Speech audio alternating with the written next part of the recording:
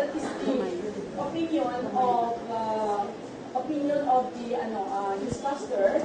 According to the video, this is debatable. But more in a presidential form of government class, in as much as there is separation of the three branches, so you have to go to another branch, so it's less corruption. Here, why? Why more corruption in a parliamentary, although it's debatable? Plus, if you are the prime minister, you can make laws at your own choice, at your own decision, according to your wants and caprices. One more. Although there is already a law that was passed, you can have the power not to implement or implement the law. That is the power of the prime minister. I repeat, in a presidential form government, the head of the state and the head of the government is president. The president is actually running the affairs of the state and the country, the government. While in a parliamentary class, there is only a president, there's a president, but it is what? Ceremonial. What do you mean by ceremonial? Hanggang pang program lang. He will open the program, the session to give the opening remarks. What else? Welcome address or extension talk, whatever. Basta pang program lang. Now, here the president is the head of the state and the head of the government. That's what I told you. Next, the parliamentary, the president is the head of the state and the prime minister is head of the government. Okay, now, this classification of government, government can be classified into many types. No? Now, when somebody will ask you, do you know what type of government is the Philippines? So your follow-up question should be, in what classification?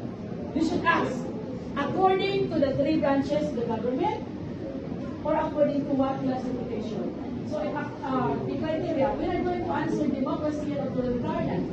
Democracy and authoritarian is according to the number of people holding power. But in the question, what type of government is the Philippines? You should have a follow-up question. In what classification? According to the relationship of the three branches of the government is classified into. Okay, follow after me. According to the classification. Ready? According to the classification of the relationship of the two branches of the government.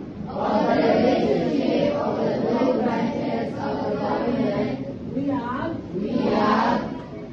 presidential and parliamentary. Okay.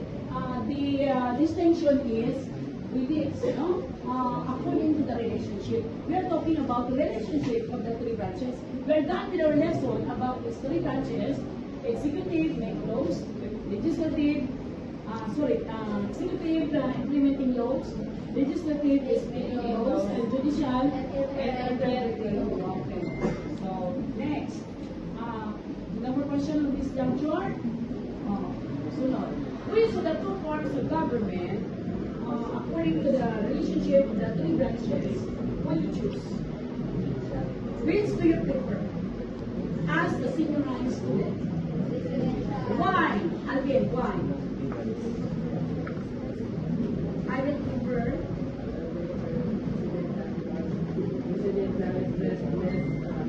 less corruption, the check and balance, okay?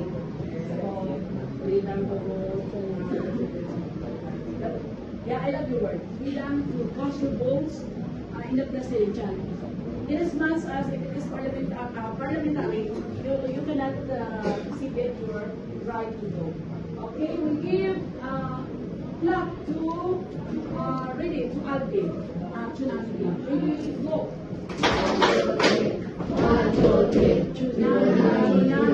Tsunami. Okay, that's it.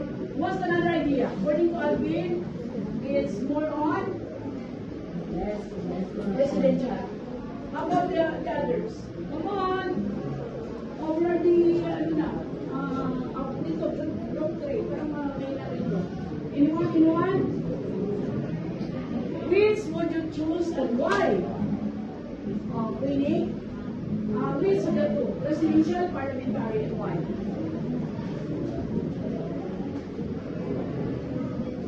Why?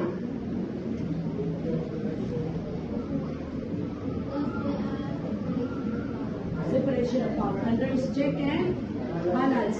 The charter change, that is one of the we go now to cha-cha. This is it, cha-cha. So if you're going to look at this, examples, presidential government. Group 3, read that. Presidential government example, go. Philippines, US, Iran, Iraq, Pakistan, South Korea, Indonesia, Brazil, Mexico, Argentina, Turkey. Okay, group 1, read parliamentary government. Parliamentary government. Canada, Australia, UK, Japan, Israel, Thailand, India, Portugal, Germany, Italy, Finland. Actually, most of the countries in Europe are parliamentary. So it will depend on what will be our decision about this.